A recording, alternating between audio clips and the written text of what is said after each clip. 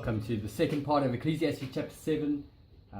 In the previous passage, we focused in on verse 2, seeing that death is the destiny of everyone. The living should take this to heart. Now, in this section of chapter 7, it seems that Mr. Teacher is taking this reality to heart, but it's really causing him to get quite down about life in this world. I encourage you, as always, if you are planning to teach this, that you would go and read through this section a number of times yourself. Try and spot repeated ideas, highlight things that perhaps confuse you, so you can go and dig into those things more later. Spend a good time praying that God would help you to understand His Word so that you would know how best to teach it to others. And I'm going to just highlight, as always, a few things that have stood out in this passage for me. This passage, God is mentioned a number of times. It's one of God is absent or He's not mentioned in many of the passages in Ecclesiastes, but He's mentioned a number of times in this passage, which is worth noting, and we'll discuss that further in a moment. Something else we see, there's just this one mention of this common word in Ecclesiastes, which we see in the first chapter. We're introduced to the book, and Mr. Teacher says, meaningless, meaningless, utterly meaningless, everything is meaningless. And he's been on this discovery to try and find purpose in life. And so this word meaningless is repeated here. And there are a few other important words that come up a number of times in this passage. There's the idea of righteousness or being righteous that comes up. And linked with that is this idea of being upright, which we just see in the last couple of verses. In chapter 7, there has been this big focus on what it means to be wise, or where wisdom can be found. And we see this continuing in this section. The idea of kind of trying to understand wisdom. And then also in this passage there's a number of repetitions of discovering or searching out, or something that Mr. Teacher finds. Discovering, finding, searching. Very clear that he is really continuing on this search. And we do get some answers in this section that seem to highlight that he has discovered something, which we'll highlight just now. We also see the repetition of the scheme of things. The scheme of things. Also here, the scheme of things. He's trying to just work out how life works. What is the scheme of things? What's going on in life under the sun? And then there are a couple of repetitions of the idea again of being a fool, being stupid. So verse 25, so I turned my mind to understand, to investigate, and to search out wisdom in the scheme of things, and to understand the stupidity of wickedness and the madness of folly. So in trying to understand wisdom, he's looking at both wisdom and folly. If he can properly understand folly, then he should be able to get his mind more around what it means to be wise. Now just to focus in on a couple of things. We missed one discovery over there. In this passage itself, I took verses 13 to 18 as a section and focused in there on what Mr. Teacher says about the crookedness of life under the sun. Consider what God has done, who can straighten what He has made crooked. So we get this idea that things on planet Earth are crooked. They aren't straight. We can't make sense of what's going on. And as Mr. Teacher just observes life in this world, it's very clear that there is a crookedness. One great example, verse 15, in this meaningless life of mine, I've seen both of these, the righteous perishing in their righteousness and the wicked living long in their wickedness. That is crooked. Why do bad things happen to good people? And bad people just carry on living as if the world is their oyster. It's frustrating, Mr. Teacher. And he's kind of going on this rant in verse 16 and 17. Don't be over righteous, don't be over wise, why destroy yourself? Don't be over wicked, don't be a fool. Why die before your time? Then he seems to get to a conclusion in verse 18. It's good to grasp the one and not let go of the other. Whoever fears God will avoid all extremes. Now, on one hand, that kind of sounds like he's getting somewhere. But actually, in the crooked world that he's living in, avoiding all extremes is not going to answer the question he's searching for. What's the point?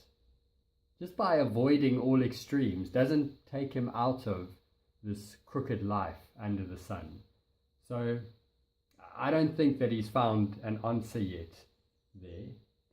And so he goes on in the next section to basically say, well, wisdom itself is beyond me, which he says there in verse 23. All this I tested by wisdom, and I said, I'm determined to be wise, but this was beyond me. He's trying really hard to figure out what it means to be wise, but he's not getting it right. And he seems to almost want to give up. Verse 24, whatever exists is far off, most profound. Who can discover it? Who can get it? I've tried so hard. I'm such a wise man, but I haven't figured it out yet. You would think maybe he'll give up. But actually we see verse 25 starts, so I turned my mind to understand, to investigate, and to search out wisdom and the scheme of things. So he doesn't give up. He keeps searching. And I think this is a really helpful search that he continues in.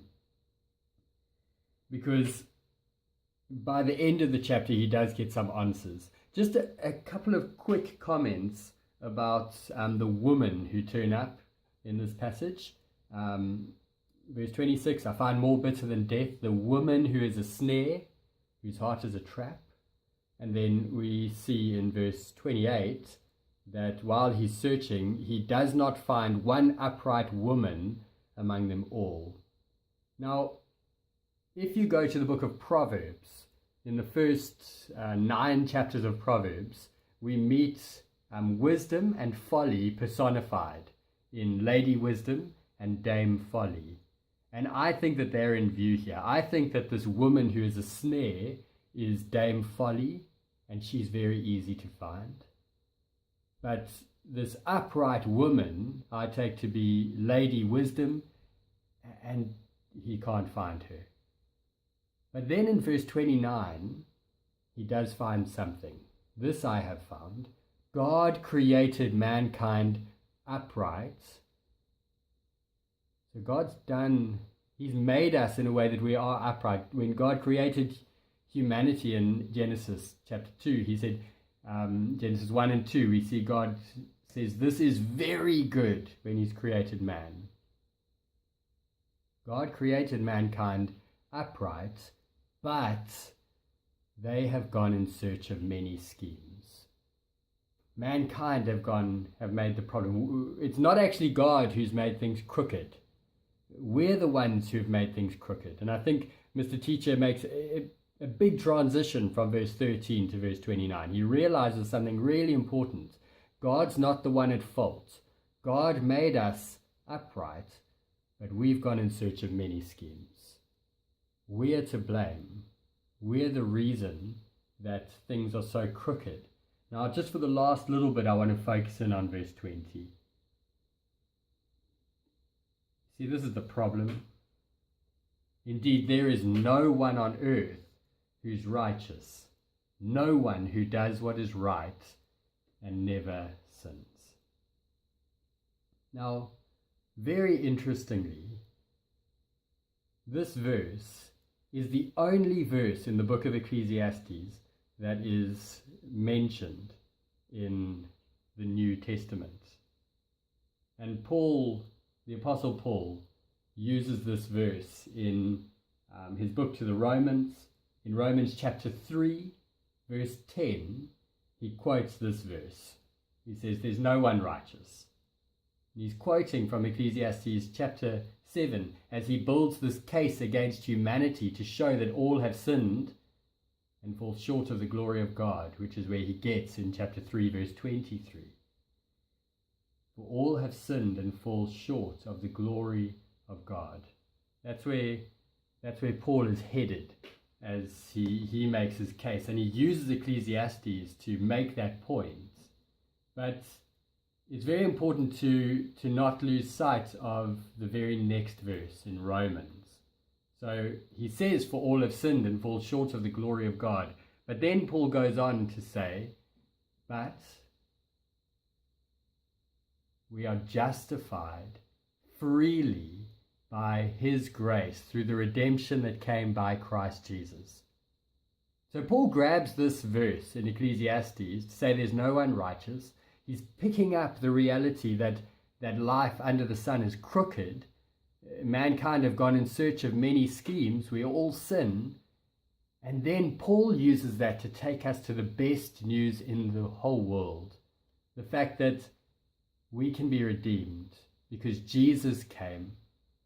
We can be justified, which means we can be made righteous.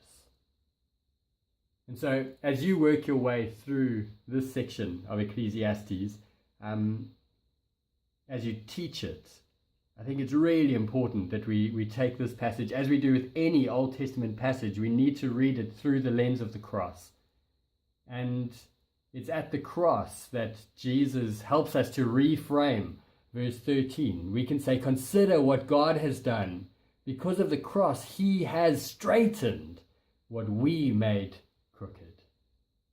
So I pray as you work through this passage more and as you teach it to others, that you would be able to highlight what great news the cross of Jesus is for us.